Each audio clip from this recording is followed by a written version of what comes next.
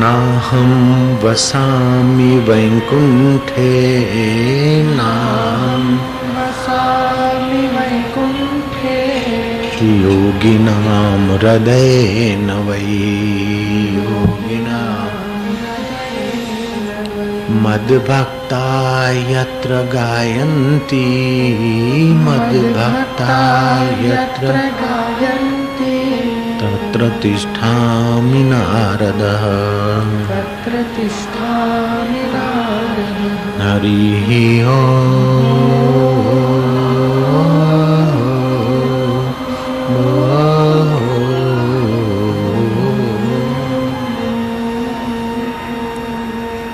हरिः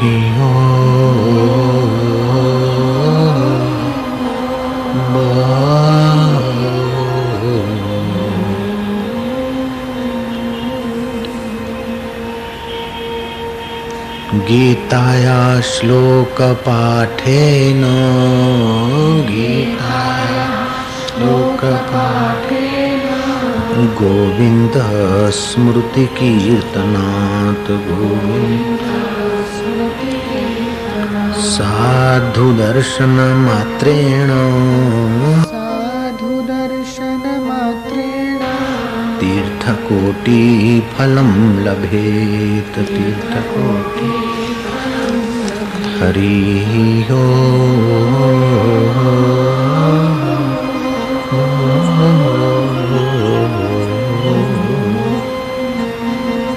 यत्र योगेश्वरः कृष्णो यत्र योगेश्वरः यत्र पार्थ धनुर्धरः तत्र श्रीविजयोर्भूति तत्र श्रीर्विजयोर्भूति ध्रुवा नीतिर्मतिर्मम ध्रुवा नीतिर्मतिर्मम। जहाँ योगेश्वर भगवान कृष्ण है, प्राणी मात्र के आधार आनंद दाता आनंद कंद श्री कृष्ण चंद है और पुरुषार्थी जीव अर्जुन है। जीव का पुरुषार्थ और ईश्वर का स्वीकार्य ईश्वर के साथ तालमेल करते हुए जहाँ जीव पुरुषार्थ करता है वहाँ श्री माना एहलोक और परलोक के प्रतिष्ठा यश सफलता विजय अंदर और बाहर के शत्रुओं पर विजय भूतिर विभूति विशेष आह्लाद विशेष आनंद श्री विजय भूतिर ध्रुवा नीतिर मतिर ममा। जहाँ ईश्वर को ईश्वर के अस्तित्व को ईश्वर की करुणा कृपा को ईश्वर के साथ हाँ में हाँ करके चलने को जीव राजी होता है तो उसे अपार श्री विभूति विजय और अंत में मुक्ति भी मिल जाती है। ऐसी मेरी मति है। संजय ने कहा। अकेले संजय का अनुभव नहीं, जिन्होंने भी भगवान का अवलंबन लिया है उनको संसारी लोगों ने रोका टोका है तो देर सबेर रोकने टोकने वाले भी भगवान के भक्त के शरण हो गए हैं अथवा तो पराजित होकर किनारे हो गए हैं।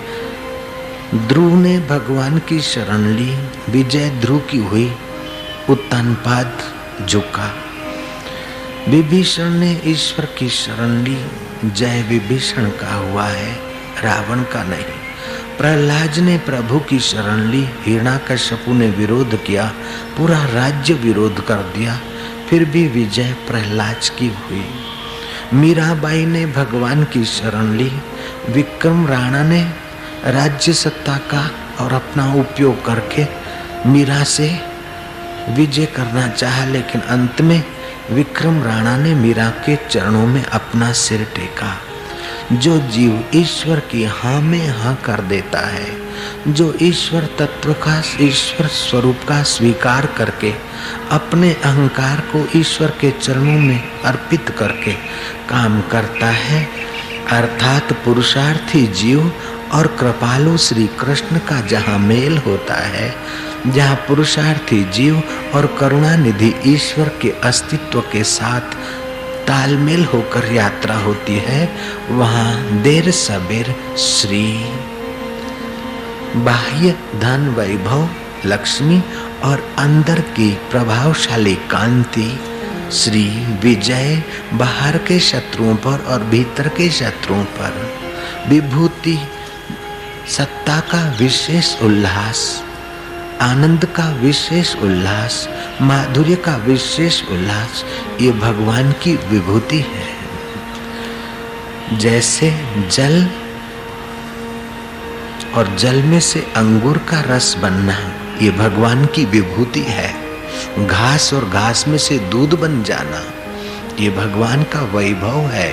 ऐसे जीवात्मा के अंतःकरण में भी भोजन से जो रस बनता है, उस रस से ज्ञान, ध्यान, भक्ति, माधुर्य और मन सौम्यत्वम जैसा माधुर्य प्रकट हो जाता है। जो ईश्वर की शरण जाता है, ईश्वर को स्वीकार करता है, ईश्वर को आगे रखता है, अपने जीवन की भागडोर श्री कृष्ण को अर्पित कर देता है। कृष्ण मान लो तभी भी वही है, और रब मान लो तभी भी वही है, शिव मान लो तभी भी वही है, और गुरु मान लो तभी भी वही है। गुरु का आत्मा, कृष्ण का आत्मा, शिव का आत्मा तत्व रूप से एक ही है। ईश्वरो गुरुरात्मेति मूर्ति भेदे विभागिनो व्योमवत व्याप्तम देवाय तस्मै से गुरुवे नमः। ईश्वर और गुरु मूर्ति भेद से दो, बाकी तो गुरु के हृदय में भी वह करुणा सिंधु ईश्वर ही संकल्प करके, स्फुरना करके हम लोगों के पाप ताप निवृत्त कराता है। वक्ता और श्रोता दोनों का अंतर्यामी वो परमात्मा ही है, और सब अपनी लीला करवा रहा है। कीड़ी में तू छोटो लागे, हाथी में तू मोटा क्यों, बण मावत ने माथे बैठो हांकण वालो तू को तू, ऐसो खेल रचो मेरे दाता, जहां देखूं वहां तू को तू। मन बाळक ने रोवा लाग्यो, छानो राखण वाळो तू, ले झोड़ी ने मागण लाग्यो, देवा वाळो दाता तू, कर चोरी ने भागण लाग्यो, पकड़ने वाळो तू रो तू। ऐसो खेल रचो मेरे दाता, जहां देखूं वहां तू को तू। जहां देखें वास्तव में तू ही का तू है, लेकिन मन वासना के कारण, अहंकार के कारण, चंचलता के कारण भटक जाता है। उसकी माधुर्यता, उसकी महानता का अनुभव नहीं कर पाता है। साधक को कदम आगे रखने चाहिए, परिस्थितियों के आगे घुटने नहीं टेकने चाहिए। जैसे बॉर्डर पर फौजी पीछे की चिंता छोड़कर देश को सामने रखता है, देश की गरिमा, देश की अस्मिता उसके लिए सर्वस्व है, ऐसा सिपाही युद्ध करने में विजेता होता है। तभी भी उसे समाज का, देश का, सरकार की तरफ का आदर सत्कार मान होता है। अगर वो अपने आप को कुर्बान भी कर देता है, तभी भी उसके लिए स्वर्ग के द्वार खुले हैं।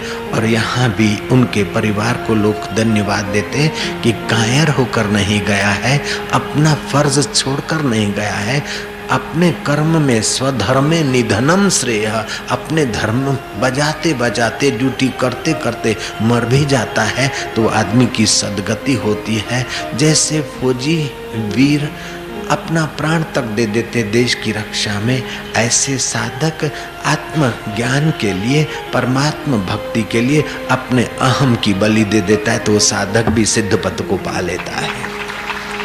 हे साधक, तू अपने कदम आगे बढ़ाया जा, कदम अपने आगे बढ़ाता चला जा। तेरे मार्ग में वीर कांटे बड़े हों, कभी प्रलोभन आएंगे, कभी कुटुंबिक रोकेंगे, कभी समाज के लोग टोकेंगे, कभी निंदक लोग कुप्रचार का आंधी तूफान खड़ा करके तुम्हारी श्रद्धा तोड़ेंगे, तुम्हें रोकेंगे टोकेंगे, लेकिन तुम इन बमंडलों के सिर पर पैर रखते हुए परमेश्वर तक की यात्रा करने का दृढ़ संकल्प करो, क्योंकि भगवान तुम्हारे साथ है। यत्र योगेश्वरः कृष्ण यत्र पार्थ धनुर्धर तत्र श्री विजयाभूति ध्रुवा नीतिर्मतिर्मम। कदम अपने आगे बढ़ाता चला जा, तेरे मार्ग में वीर कांटे बड़े हों, लिए तीर हाथों में वैरी खड़े हों, बहादुर सबको हटाता चला जा, युवा वीर है गुनगुनाता चला जा, कदम अपने आगे बढ़ाता चला जा। तू है आर्यवंशी ऋषिकुल का बालक, प्रतापी यशस्वी सदा दीन पालक।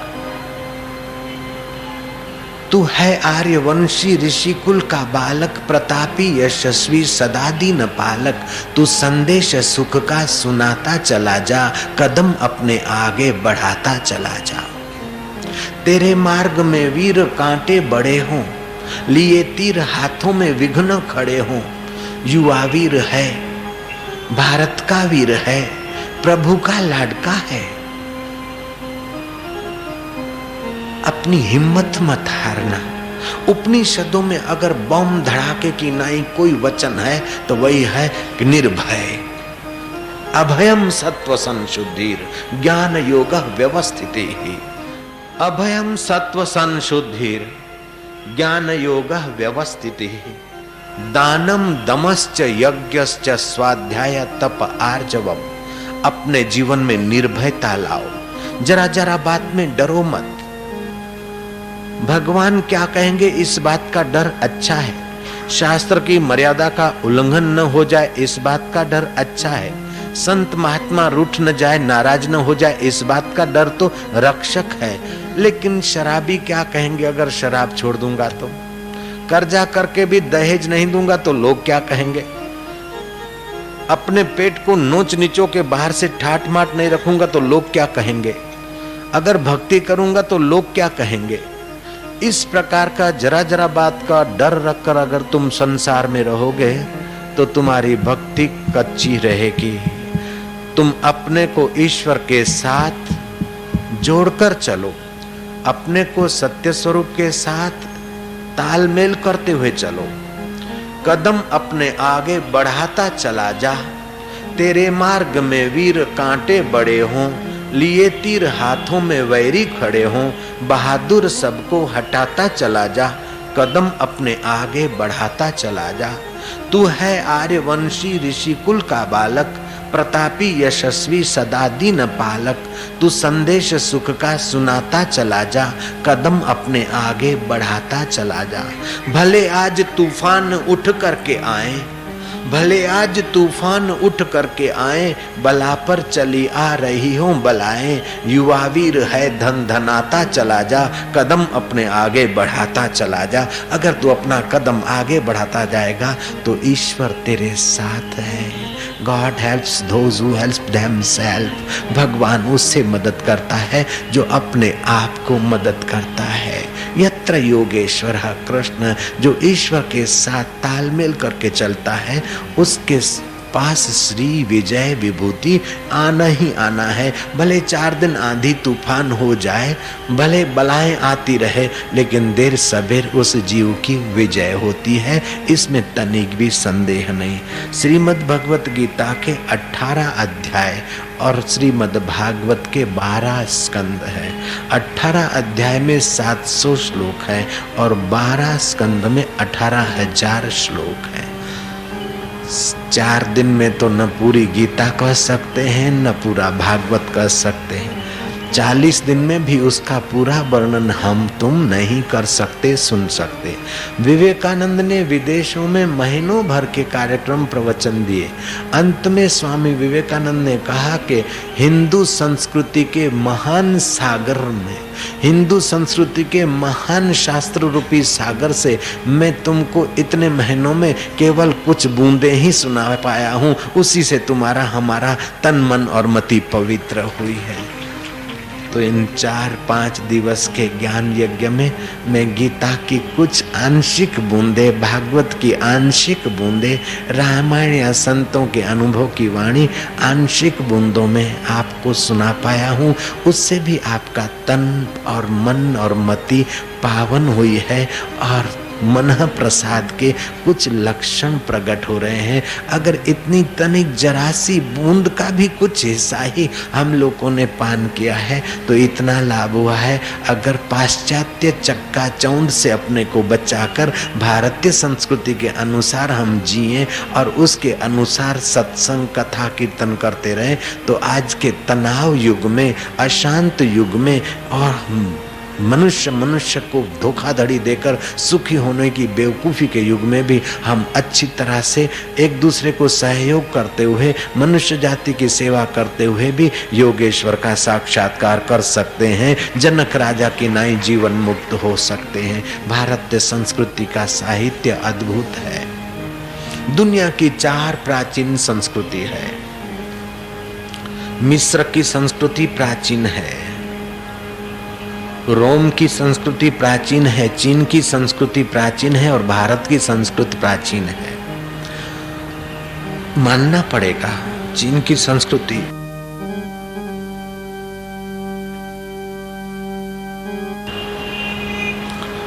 रोम की संस्कृति प्राचीन है, मानना पड़ेगा।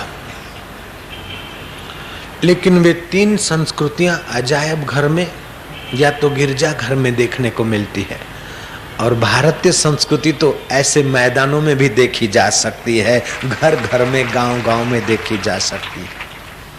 इस भारतीय संस्कृति की एक विशेष विशेषता है, इस पर कई बार राजनीतिक आक्रमण हुए, कई बार इस संस्कृति के लोगों को लोग अपने कल्चर में, अपने मजहब में घसीटने के लिए न जाने राजदंड, राजबल, साम दाम दंड भेद करते आए।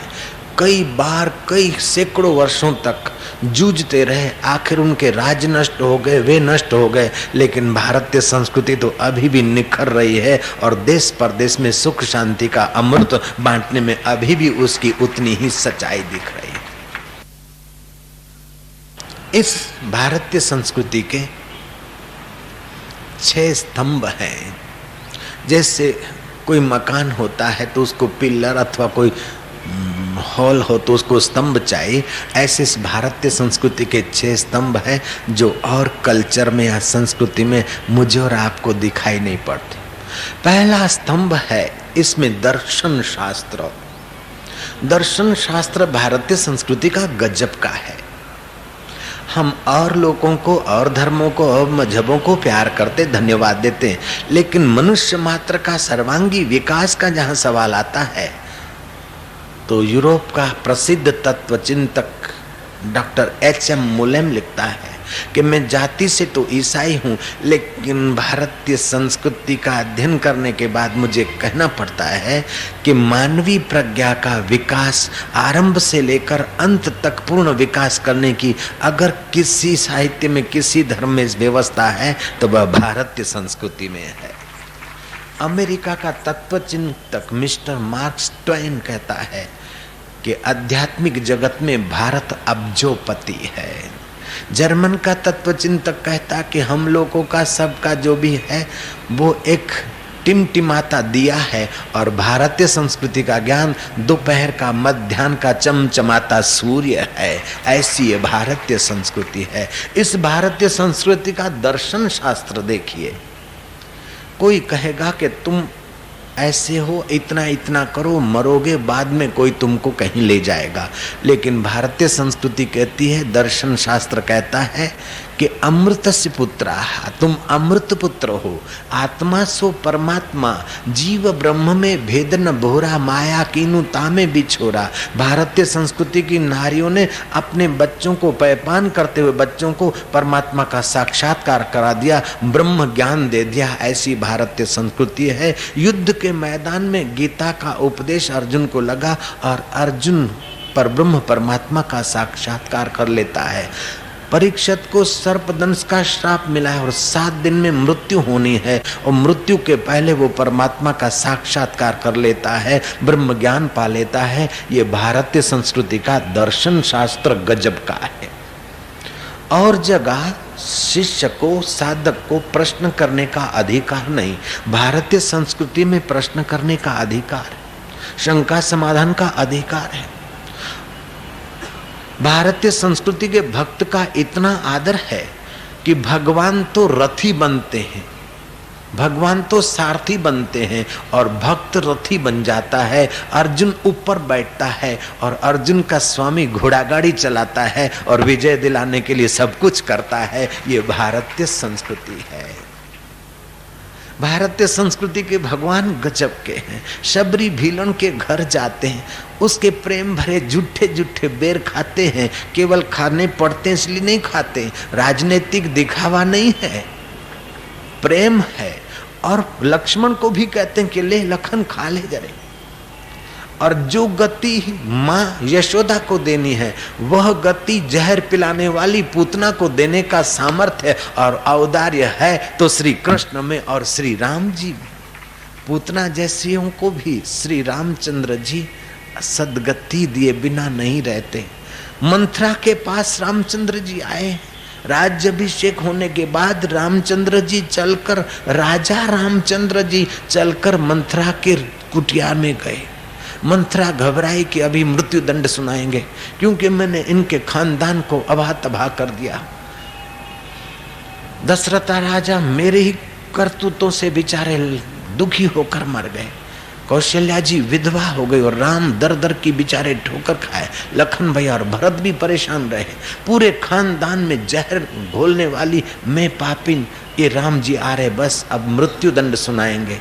लेकिन भारतीय संस्कृति के श्री रामचंद्र जी मंथरा के कुटिया के तरफ जाते। मंथरा घबराई, मंथरा तुम इधर अकेली क्यों पड़ी रोती हो? तुम राजमहल में रहकर सुख के जीवन गुजारो। राम मेरे से गलती हो गई, क्षमा करना, मैं तुम्हें मुंह दिखाने के लायक नहीं हूं। थर थर कांपती है। राम कहता है कि मंथरा किस बात का संकोच करती, किस बात को डर रही है? हम तो तुम्हारे गोद में खेले हैं। जैसी मेरी माँ कौशल्या, मंथरा तू भी ऐसी मेरी माँ है। हद कर दी भारत के भगवान ने बाबा, कितना प्यार करता है जीव को। राजा रामचंद्र जी ने कई सुझाव भेजे लक्ष्मण रावण को, लेकिन उसने एक न मानी। आखिर राम जी को युद्ध करना पड़ा और लोग तो दुष्टों से हार गए। किसी को खीले लगे तो किसी को सुकरात को जहर पिलाया गया, बेचारे गए। लेकिन रामचंद्र जी या कृष्ण भगवान दुष्टों के आगे हारे नहीं, दुष्टों के द्वारा क्रोश पर नहीं चढ़े, मारे नहीं गए, अपितु दुष्टों को स्वधाम भेजकर और प्रजा को सुख शांति का प्रसाद बांटते रहे। ये भारतीय संस्कृति के भगवानों की गरिमा गजब की है। मुझे सुनाया गया महापुरुषों के द्वारा शास्त्र रहस्य। मैंने सुना है उन सत्पुरुषों की वाणी कि जब श्री रामचंद्र जी ने रावण को नाभि में तीर मारा तभी वो गिरा और पराजित हुआ।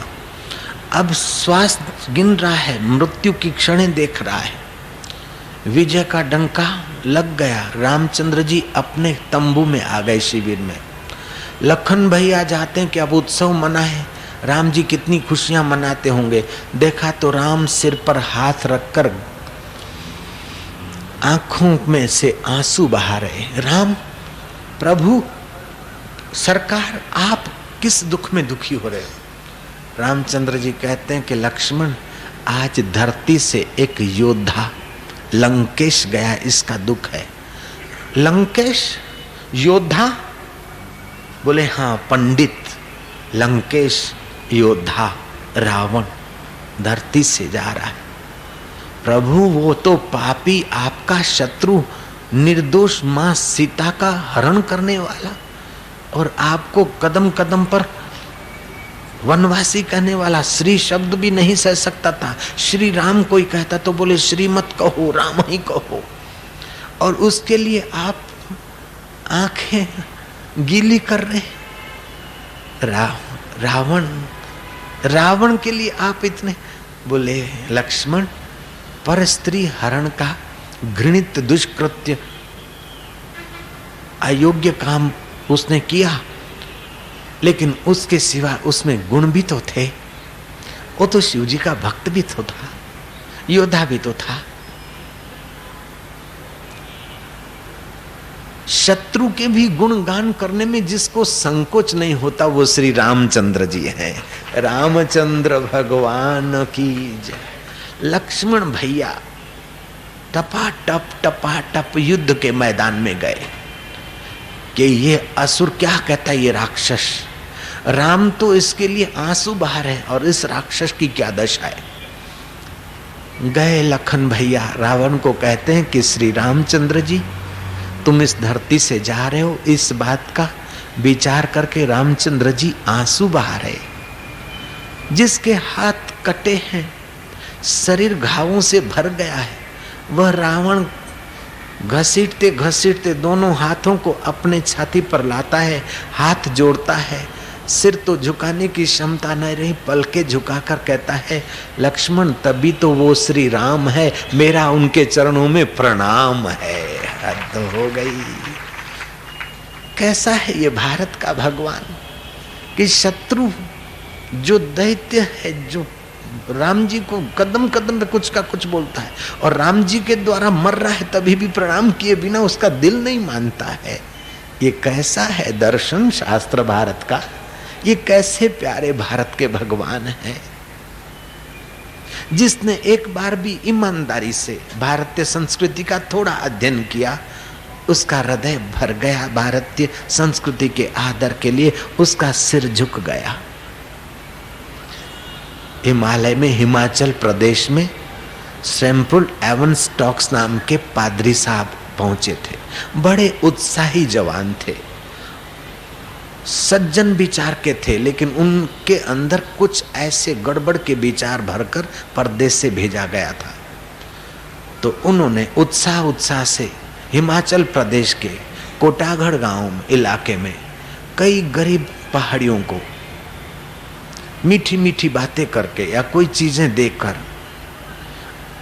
उनमें से विश्वास संपादन कर दिया और धीरे धीरे उनमें से रामायण, गीता, राम और कृष्ण से नफरत पैदा कर दी और उनको ईसाई बना दिया। उस जवान पादरी का उत्साह बढ़ गया कि भारतवासी भोले भाले हैं, हम अपना काम करते जाएंगे। उन दिनों में मद्रास से स्वामी सत्यानंद सरस्वती गर्मियों के दिन में थोड़ा एकांतवास के लिए हिमाचल प्रदेश में पहुंचे। सैम्पल एवन स्टॉक्स पादरी ने सोचा कि ये बाबा, साधु बाबा भी अगर मेरी बातों में आ जाता है तो इनके फॉलोवर्स भी हमारे चक्कर में आ जाएंगे, ब्रेन वॉश कर लेंगे हम उनका। सत्यानंद सरस्वती के पीछे लगा वो। सत्यानंद ने उनकी सारी बातें सुनी, लेकिन सत्यानंद भारतीय संस्कृति को कुछ समझे हुए थे, कुछ लाभ उठाया हुआ था। सत्यानंद ने कहा मैंने तेरी बातें सुनी, अब तू मेरी बात सुन। जब आदमी हरिओम केवल बोलता है तो 7 बार हरिओम के उच्चारण से मूलाधार केंद्र में वाइब्रेशन पैदा होते हैं। तुम अपना ब्लड टेस्ट करने को दे आओ और बाद में मैं बताता हूँ, ऐसे तुम ध्वनि करो, देखो तुम्हारे ब्लड में श्वेत कण कितने सारे बढ़ जाते हैं, रोग प्रतिकारक शक्ति बढ़ती है। 7 बार के ठीक तालमेल से उच्चारण करने के बाद हताशा, निराशा गायब हो जाती है, यहाँ तक कि रोग के कीटाणु भाग खड़े होते हैं। ऐसा भारतीय संस्कृति का मंत्र विज्ञान। तुम जब राम बोलते हो तो जैसे सूरज की रोशनी से और चंदा की चांदनी से अन्न और फल पुष्ट होते हैं और वो हमारे फिजिकल बॉडी को पुष्ट करते हैं, ऐसे राम शब्द बोलने से, राम के रकार से सूर्य तत्व और मकार से चंद्र तत्व हमारे सूक्ष्म शरीर में विकसित होता है। हम विकारों से जूझकर उनको परास्त करके परमात्मा तक भी पहुंच सकते हैं और छोटी छोटी दुख और सुख से भी बच सकते हैं केवल राम नाम के रटन से। और तुम प्रयोग करके देखो। एक एक मंत्र की व्याख्या और एक एक मंत्र का कहाँ कहाँ वाइब्रेशन और कैसे कैसे उसकी असर होती समझाया। मैं श्रमपुल एवन स्टॉक्स उस पादरी को शाबाश दूंगा कि वो हठी नहीं था, जिद्दी नहीं था, सत्य स्वीकार करने के लिए उसने दिल का दरवाजा बंद नहीं किया था। फिर गीताकार की बात कही और गीताकार का जीवन कहा कि तुम बोलते हो हमारे भगवान बड़े, हम संत लोग किसी की निंदा तो नहीं करते, लेकिन जब तुम थोपते हो कि हमारे भगवान बड़े और ये है, तो बेटा सुनो, जेल में जन्म हुआ है, जिनके अवतरण मात्र से माँ बाप की जंजीरें हट गई, ऐसा भगवान किस जगह पर हुआ है जरा बताओ तो। वसुदेव टोकरी में लेकर जा रहे हैं, यमुना पार कर रहे हैं, यमुना जी जिनका चरण छूने की इच्छा रखती है, और उस शिशु अवतार ने, कन्हैया अवतार ने अपना चरण का स्पर्श कराते ही यमुना का पूर शांत हो गया। जन्मजात ऐसी सिद्धि और ऐसी भागवती शक्तियां तुम्हारे पास कहाँ है, कौन से भगवान में है, हम उनका भी आदर करते हैं। और वो श्री कृष्ण गोकुल में लिवा लिए गए। देखते हैं कि यशोदा माँ ने योग माया को जन्म दिया। योग माया सोई हुई, यशोदा माँ सोई हुई है। वसुदेव ने धीरे से श्री कृष्ण को यशोदा माँ के करीब सुला दिया, योग माया को उठाकर चल दिए। वसुदेव जब जेल में गए हैं तो कृष्ण के आने से हथकड़ियां खुल गई है, लेकिन माया को ले गए तो हथकड़ियां लग गई है। ये जन्मजात आते ही ऐसा अनुभव कराने वाले भगवान की लीला को और भगवान को प्रणाम है। ऐसा गजब का वो भारतीय संस्कृति का भगवान है कि यशोदा सो रही है, सोए हुए जीव को जगाने के लिए ईश्वर को रोना पड़े तो रोने में संकोच नहीं करता है, वहाँ चालू कर देता और यशोदा को जगाता है। ये यशोदा रूपी मति को जगाने के लिए हमारा मति दाता कन्हैया आरंभ से कैसी व्यवस्था करता है।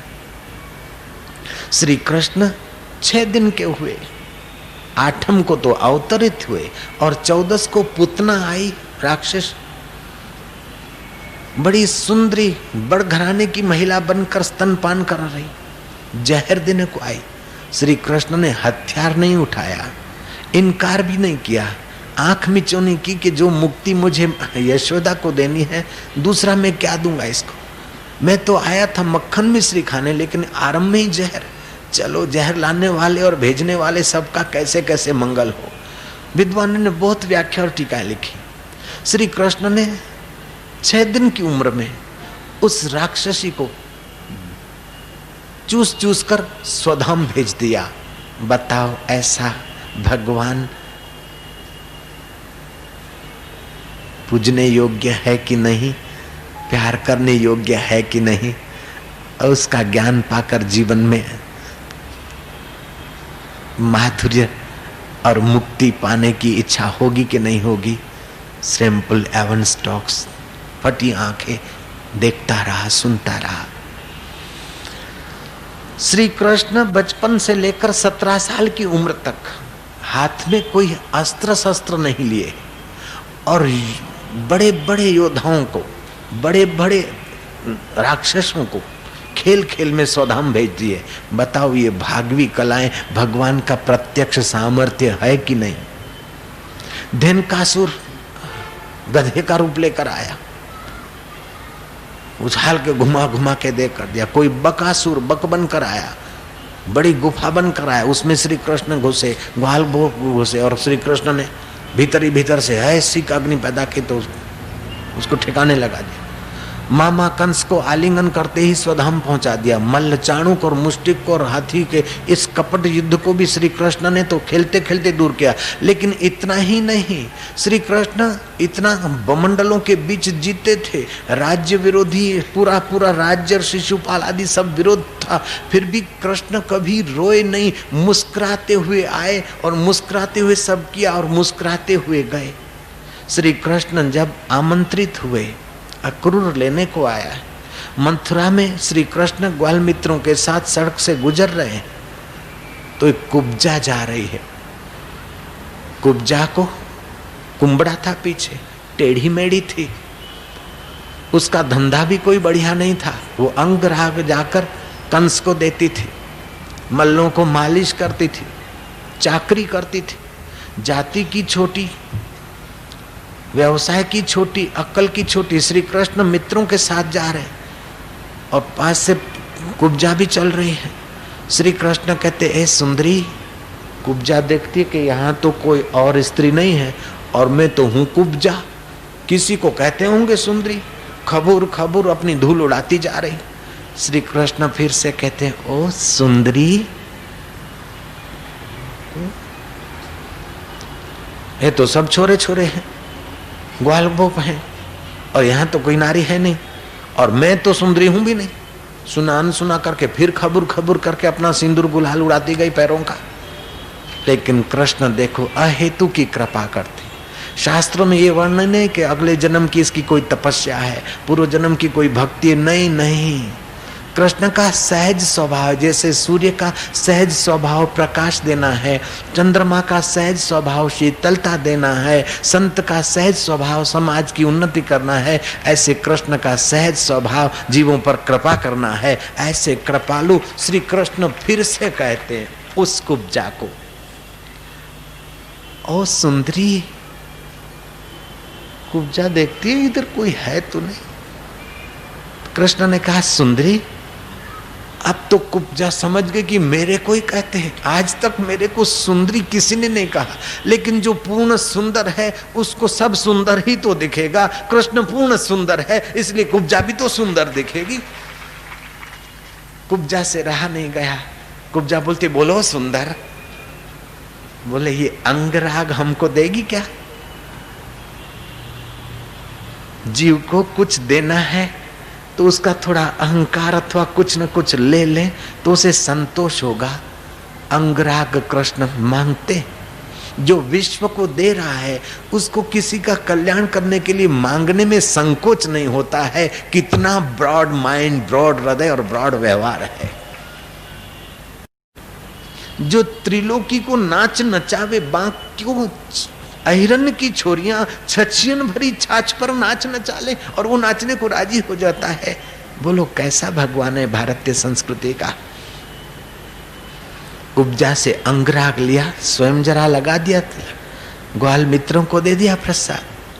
अब कुब्जा टेढ़ी मेढ़ी थी कुरूपा, पैर पर पैर रखकर ठोडी को पकड़कर जरा सीधा किया तो आहा, जैसा सुंदर ने कहा था वैसी वो महान सुंदरी हो गई। वो तो ठगी सी रह गई कि मैं मैं युद्ध के मैदान में मुस्कुराते बंसी बजाते भीष्म पितामह जब अंतिम श्वास गिन रहे तो युधिष्ठिर को श्री कृष्ण ले गए कि भीष्म से उपदेश लो। भीष्म कहते हैं कि श्री कृष्ण अब आप जाओगे नहीं। आपने तो कईयों को बाट दिखाई, लेकिन मैं आपको बाट दिखाऊंगा। जब तक मेरे प्राण न निकले सामने खड़े रहना। लेकिन मुस्कुराते हुए वही मधुर चाह। कृष्ण वहां भी हाजिर हैं। एक व्यक्ति कहता है कि आप यहीं रहेंगे तो मान लेते। सैम्पल एवन स्टॉक्स ने कृष्ण की महिमा सुनी, राम जी की मर्यादा, पुरुषोत्तम की वह कदम कदम पर लोकहित की और लोक भावना की रक्षा की व्यवस्था सुनी। सैम्पल एवन स्टॉक्स का हृदय बदल गया।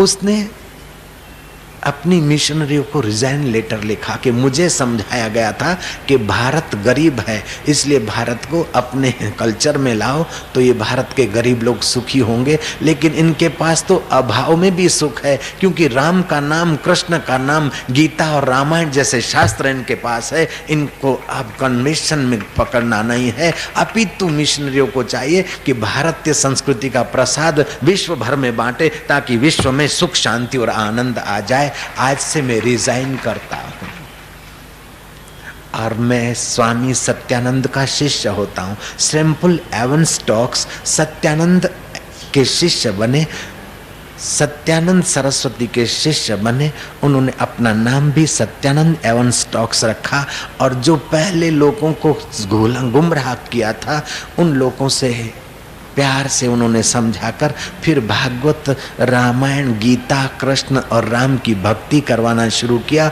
और सैम्पल एवन स्टॉक्स ने भगवान कृष्ण की याद में, भगवान कृष्ण की भक्ति में भरकर वहाँ गीता मंदिर बनाया और गीता के ज्ञान का प्रचार प्रसार किया। और हरे कृष्ण कृष्ण कृष्ण हरे हरे, हरे राम राम राम हरे हरे करते उसने अपना दिल पावन किया और गरीबों के हृदय भी पावन किए।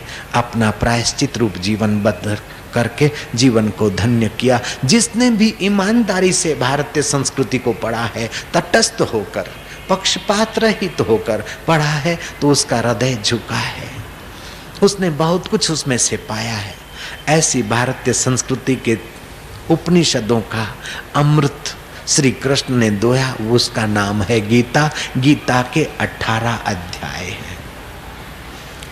पहला अध्याय है विषाद योग। अर्जुन को विषाद होता है जीवन में। तुम्हारे जीवन में भी विषाद आए तो विषाद को अकेला मत रहने देना, विषाद भी भगवान के चरणों में धर देना, ताकि वो तुम्हारा दुख भी बंदगी बन जाए, दुख भी तुम्हारा योग हो जाए, प्रॉब्लम भी तुम्हारे लिए योग बन जाए। कबीर ने ठीक कहा, सुख के माथे सील पड़े जो नाम हृदय से जाए, बलिहारी वो दुख की जो पल पल नाम जपा। दूसरा अध्याय है सांख्य योग, प्रकृति और पुरुष का विवेक। तीसरा अध्याय कर्मयोग। चौथा अध्याय ज्ञान कर्म संन्यास योग। पांचवा अध्याय कर्म संन्यास और छठा अध्याय ध्यान योग है। तपस्वी से योगी श्रेष्ठ है, विद्वान से भी योगी श्रेष्ठ है, कर्मकांडी से भी योगी श्रेष्ठ है। अर्जुन इसलिए तू योगी हो, और योगियों में भी जो अंतर आत्म भाव से मुझे अपने दिल में ही भजता है, वो योगी मेरे मत में सर्वोपरि है, सर्वश्रेष्ठ है। ऐसी बात छठे अध्याय में कही। हृदय बाहर के मंदिर में तुम्हारा जाना सफल हो गया जब हृदय के मंदिर में ले जाने वाला कोई संत और उसका सत्संग मिल जाए, तो बाहर के मंदिरों में जाना सार्थक हो गया, सफल हो गया। छठा अध्याय अंदर के मंदिर में जाने की महिमा है। सातवां अध्याय ज्ञान विज्ञान योग है। कोई पूर्वज मर गए हैं, श्राद्ध के दिन में 7वें अध्याय का, गीता के 7वें अध्याय का पाठ महात्म पढ़कर, फिर 7वें अध्याय का पाठ करके मृत आत्मा की सदगति के लिए अगर अंजलि बांधकर उसका नाम लेकर, उसके बाप का नाम लेकर और उसके गोत्र का अथवा जाति का नाम लेकर तुलसी में अर्पण करते हैं, सूर्य नारायण के सामने 2 हाथ खड़े करके अपनी बगल दिखे इस प्रकार से, जैसे सिपाही हार मान लेता है, ऐसे भगवान के आगे दासत्व स्वीकार करके सूर्य नारायण के आगे, मेरे पिता जहाँ भी हो, जिस लोक में भी हो, हे यमराज, हे यम के पिता, हे भगवान सूर्य और हे भगवान यमराज, मेरे पितरों को अमुक अमुक को आप सुख दीजिए, शांति दीजिए, मुक्ति दीजिए और हम पर उनकी आशीर्वाद बरसती रहे। तो श्राद्ध कर्म में 4 चांद लग जाते हैं और आपके कुल में अच्छी आत्मा ही आएगी बच्चे, झगड़ाखोर अथवा गुंडे आत्मा नहीं आएगी, प्रेत आत्माएं नहीं आएगी, दिव्य आत्माएं आएगी। जयराम जी की। अगर आपके घर किसी बालक का जन्म होता है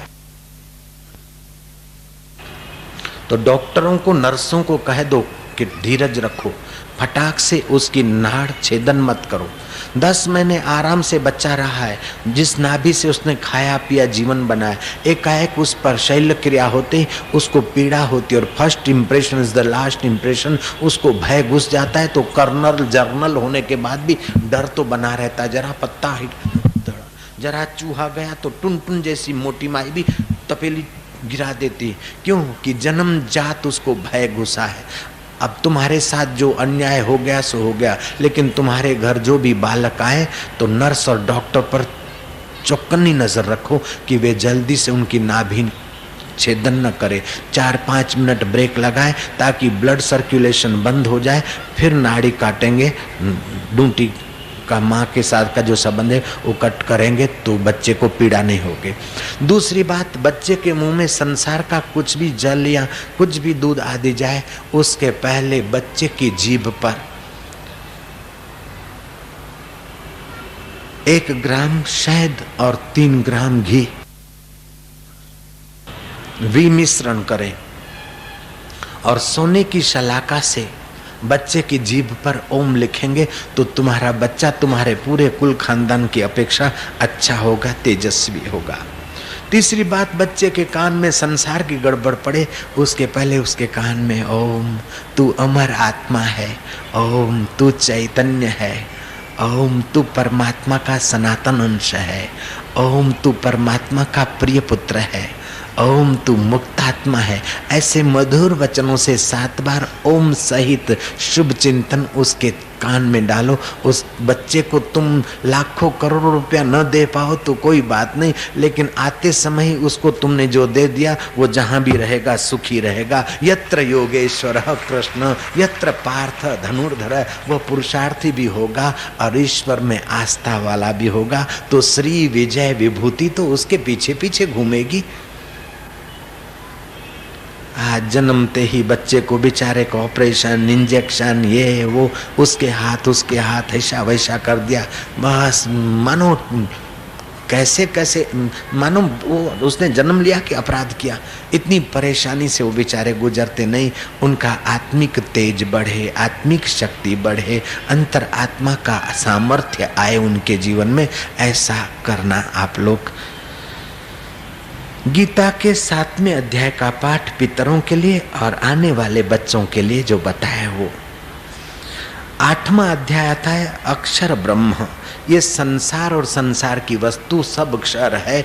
अक्षर क्षर न होने वाला, नष्ट न होने वाला आत्मा परमात्मा ब्रह्म है। इस प्रकार का ज्ञान, दिव्य ज्ञान 8वें अध्याय में आता है।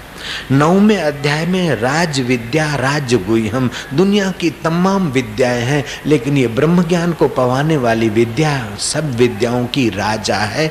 और ये गुह्य गुप्त से गुप्त है, सरल से सरल है और प्रत्यक्ष फल देने वाली है, धर्ममय है और करने में सुगम है। इस प्रकार का वर्णन आता है इस राज विद्या 9वें अध्याय में। फिर 10वां अध्याय आता है भगवान की विभूति योग। 10वां अध्याय के बाद 11वां अध्याय आता है विश्व रूप दर्शन। अर्जुन को अनेक रूपों में श्री कृष्ण ने दर्शन दिया। 12वां अध्याय भक्ति योग का आता है, भक्त कैसा होना चाहिए। अद्वेष्टा सर्वभूतानां मैत्री करुणा एवच निर्ममो निरहंकार सम दुख सुख क्षमी संतुष्ट सततम योगी। वह भक्त और योगी सतत संतुष्ट होता है।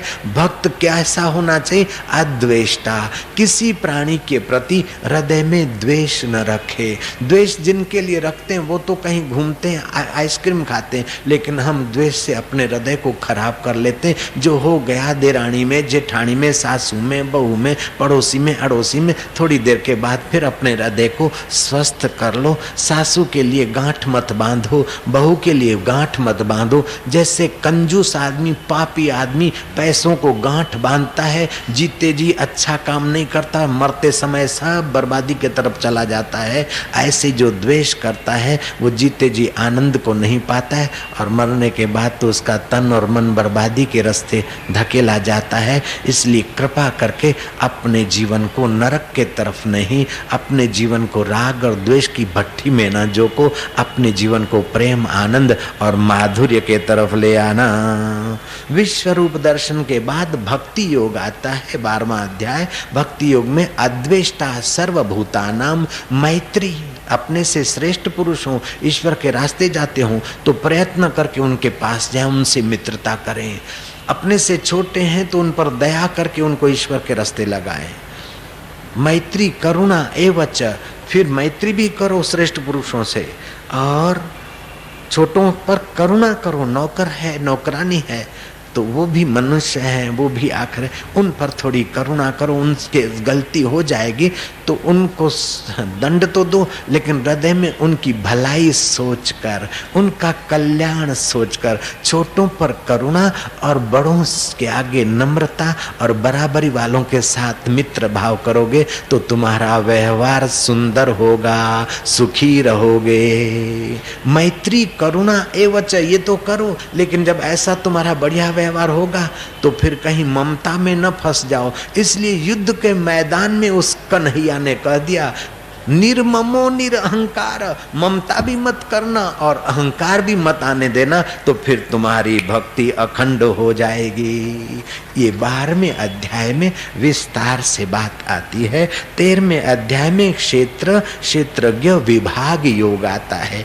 शरीर खेत है, जैसे खेत में जैसा अन्न डालते हैं ऐसा आता है, जैसा बीज ऐसा फल, ऐसे इस शरीर रूपी क्षेत्र में जैसे कर्म करते देर सबेर परिणाम ऐसे आते हैं। लेकिन शरीर रूपी खेत है, किसान में और खेत में फर्क है। खेत किसान नहीं हो सकता और किसान खेत नहीं बन सकता, है ना, फासला है ना। सेठ दुकान नहीं बन सकता और दुकान सेठ नहीं होती। ऐसे शरीर तुम्हारा क्षेत्र है, लेकिन इसको जानने वाले तुम क्षेत्रज्ञ हो। तुम अपने को क्षेत्रज्ञ की जगह में जानो और इस क्षेत्र को संयम से सदाचार से चलाओ। इस प्रकार का विस्तार से ज्ञान भरा है 13वें अध्याय में। 14वें अध्याय में गुणातीत विभाग योग है, 3 गुणों से अतीत होने की उसमें प्रेरणा दी। 15वां अध्याय पुरुषोत्तम योग है और 16वां अध्याय देव असुर संपदा, दैविक स्वभाव, अच्छे लोगों का स्वभाव, सात्विक संपदा और दैत्य जो भगवान को ईश्वर को नहीं मानते, दूसरों को सताते, ऐसों की दुर्गति होती है। और ईश्वर को मानते और सबका भला चाहते हैं, ऐसों की सदगति होती है। इस प्रकार देव असुर संपदा विभाग योग आता है। 70वें अध्याय में श्रद्धात्रय विभाग योग की बात कही। सात्विक श्रद्धा होती है, उसमें चाहे भगवान और संत के बारे में कितना भी अपने को विघ्न बाधा है, तभी भी वो श्रद्धा हिलती नहीं है, डिगती नहीं है। राजसी श्रद्धा में मन माना काम भगवान ने गुरु ने कर लिया तो अच्छे हैं, और जरा सा इधर उधर हुआ या मन को जरा दबाया या घड़ाई किया तो भगवान पर से भी श्रद्धा डगमग हो जाएगी, गुरु पर से श्रद्धा डगमग हो जाएगी। तो राजसी श्रद्धा वाले डगमगु होते हैं, सात्विक श्रद्धा वाले दृढ़ रहते हैं, और तामसी श्रद्धा वाले तो बिल्कुल स्वार्थ की पुतली होते हैं। ऐसे तामसी श्रद्धा वाले तो इष्ट देव और गुरुदेव के सिर खपाऊ होते हैं, बड़े बेईमान लोग होते हैं।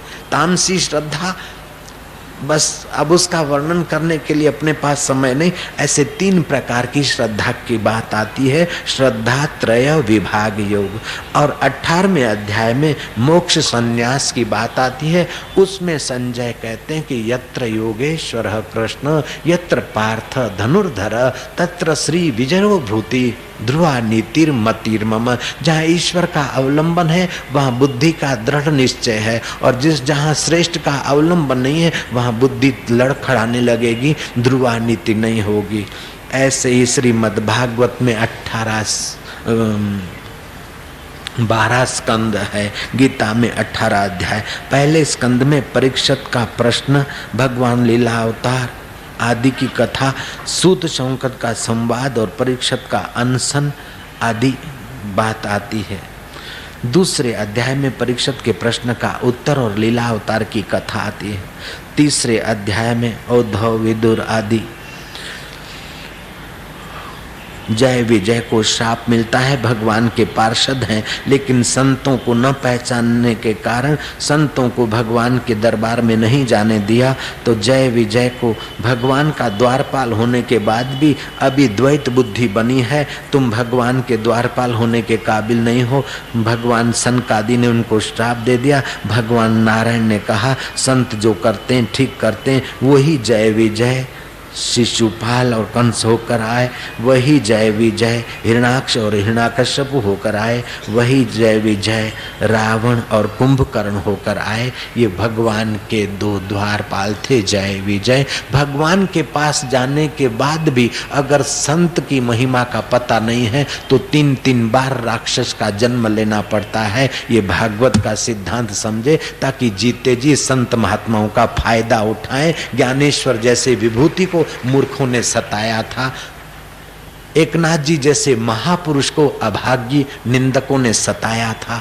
ज्ञानेश्वर जैसे महाराज, एकनाथ जैसे महाराज, तुकाराम जैसे महाराज के लिए अभागे लोगों ने कुछ का कुछ बका और कुछ का कुछ किया। लेकिन अभी भी इस बुद्धिमान लोग तो तुकाराम महाराज की जय कर रहे हैं, ज्ञानेश्वर महाराज की समाधि पे प्रणाम कर रहे हैं, एकनाथ जी का भागवत पढ़ के आनंद और पुण्य कमा रहे हैं। संसार तो उन्हीं महापुरुषों को मानता आया है, मानता रहेगा, जिन पुरुषों ने अपने चित्त को परमात्मा में लगाया है। लेकिन निंदक लोग हर युग में होते हैं, हर समय में होते हैं। अफवाहखोर, ईर्ष्याखोर, निंदाखोर लोग साधारण आदमी को तो नहीं छोड़ते, लेकिन भगवान और संत को भी नहीं छोड़ते। कृष्ण की भी निंदा करने वाले करते थे और राम जी को भी कलंक लगाने वाले धोबी उस जमाने थे। तो इस कलयुग में अगर तुम पर कोई कलंक लगा दे या आरोप कर दे तो तुम अपने चित्त को कभी विवल मत करना। कदम अपने आगे बढ़ाता चला जा, कदम अपने आगे बढ़ा, तेरे मार्ग में वीर कांटे बड़े हों, तेरे मार्ग में वीर कांटे बड़े हों। लिए तीर हाथों में वैरी खड़े हों, लिए तीर हाथों में वैरी। बहादुर सबको हटाता चला जा, बहादुर सबको हटाता चला जा। कदम अपने आगे बढ़ाता चला जा, कदम अपने आगे बढ़ाता चला जा। भले आज तूफान उठ करके आए, भले आज तूफान उठ करके आए, भले आज तूफान उठ करके आए, भले आज तूफान उठ करके आए। बला पर चली आ रही हो बलाएं, बला पर चली आ रही हो बलाएं। युवा वीर है धन धनाता चला जा, युवा वीर है धन धनाता चला जा। कदम अपने आगे बढ़ाता चला जा, कदम अपने। तू सैनिक है, बॉर्डर पर है तो कदम आगे बढ़ा, साधक है तो भी आगे बढ़ा, समाज सेवक है तो भी कदम आगे बढ़ा, और भारत के डिफेंस में है तो भी कदम अपने आगे बढ़ाता चला जा। तू है आर्यवंशी ऋषि कुल का बालक, तू है आर्यवंशी ऋषि कुल का बालक। प्रतापी यशस्वी सदा दीन पालक, प्रतापी यशस्वी सदा दीन पालक। तू संदेश सुख का सुनाता चला जा, तू संदेश सुख का सुनाता चला जा। तू संदेश भारत का सुनाता चला जा, तू संदेश भारत का सुनाता चला जा। कदम अपने आगे बढ़ाता चला जा, कदम अपने आगे बढ़ाता चला जा। युवा वीर है धन धनाता चला जा, युवा वीर है धन धनाता चला जा। भारत का वीर है धन धनाता चला जा, भारत का वीर है धन धनाता चला जा। कदम अपने आगे बढ़ाता चला जा, कदम अपने आगे बढ़ाता चला। तेरे मार्ग में वीर कांटे बड़े हैं, तेरे मार्ग में वीर कांटे बड़े हैं। लिए तीर हाथों में वैरी खड़े हैं, बॉर्डर पर तीर हाथों में वैरी खड़े हैं। बहादुर सबको मिटाता चला जा, बहादुर सबको मिटाता चला जा। युवा वीर है धन धनाता चला जा, युवा वीर है धन धनाता चला जा। भारत का वीर है गुनगुनाता चला जा, भारत का वीर है गुनगुनाता चला जा। कदम अपने आगे बढ़ाता चला जा, कदम अपने आगे बढ़ाता चला जा। भले आज तूफान उठ करके आए, भले आज तूफान उठ करके आए। बला पर चली आ रही हो बलाएं, बला पर चली आ रही हो बलाएं। युवा वीर है धन धनाता चला जा, युवा वीर है धन धनाता चला जा। भारत का वीर है गुनगुनाता चला जा, भारत का वीर है गुनगुनाता चला जा। कदम अपने आगे बढ़ाता चला जा, कदम अपने आगे बढ़ाता चला जा। वीर शिवाजी को 12 वर्ष की उम्र में उसके पिता ले गए, बीजापुर नरेश को बेटा प्रणाम करो। वीर शिवा ने हाथ तो नहीं जोड़े, सिर तो नहीं झुकाया, लेकिन आंख की पलकें तक नहीं गिराई। शाहजी घबराए। बीजापुर कहा, बादशाह देख रहा है कि ये छोटा सा लड़का इतना निर्भीक होकर खड़ा है, उसको अपने अहम पर चोट लगी, जरा आग बबूला हुए जा रहा था। शिवाजी के पिता कहते हैं, राजा साहब माफ करो, बच्चा है, मैं इसको जरा समझा बुझा के फिर आपके पास ले आऊंगा। वीर शिवा को घर ले गए, समझाया कि राजा को प्रणाम। पिताजी, मेरा सिर तुलजा भवानी के आगे झुकेगा, माता पिता और संतों के आगे झुकेगा, इन बदमाशों के आगे मेरा सिर नहीं झुकेगा। 12 वर्ष का वह वीर शिवा बोलता है। और समय पाकर शिवाजी जब तेजस्वी हुए और मुगलों को दिन के तारे दिखाए, तब वो बीजापुर नरेश शिवाजी को आमंत्रित करता है, मैं तुम्हारा दास, मैं तुम्हारा खंडिया राजा। शिवाजी, वीर शिवाजी हाथी पर बैठ के आ रहे हैं और वो थाल लेकर उनके स्वागत में इंतजार कर रहा है। हे वीरता की लोली दे अपने बच्चों को माँ, दुर्बल मत बनाओ, निर्भव जपे सकल भव मिटे, संत कृपाते प्राणी। उधर मत जा, हुआ है, इधर मत जा, पुलिस पकड़ जाएगी, उधर मत जा, बाबा जी आ रहे हैं। ऐसे करके बचपन में बच्चों की दिल कमजोर मत करो। जीजाबाई की नाई और शिवाजी के जो संस्कार देने वाले शिक्षक थे, ऐसे अपने बालकों को वीरता के और संयम के संस्कार दो। वीरता के संस्कार दोगे और पान पराग खाते रहेंगे तो क्या वीरता आएगी बताओ? वाइन पीते रहेंगे, चाय पर चाय ठांसते रहेंगे तो। इसीलिए सुबह नाश्ते पानी में भी सात्विक भोजन, बासी ब्रेड और चाय सत्यानाश कर दिया। ताली बजाते तो होलसेल में, परचूरन धंधा हम नहीं करते। नारायण नारायण बोलो ना, नारायण नारायण नारायण। श्रीमद् भागवत में पहला स्कंद सूत शौनकाद संवाद, परीक्षित का अनशन, शुकदेव जी का आगमन और शुकदेव जी को आते देखकर परीक्षित उठ खड़े हुए। राजा महाराजाओं ने परीक्षित सहित उन्होंने आदर सत्कार किया। संत पुरुष का सोने के सिंहासन पर बिठाया, यथा योग्य पूजा करके फिर परीक्षित ने प्रश्न किया है और उस प्रश्न का उत्तर स्वरूप में दूसरे स्कंद का आरंभ होता है।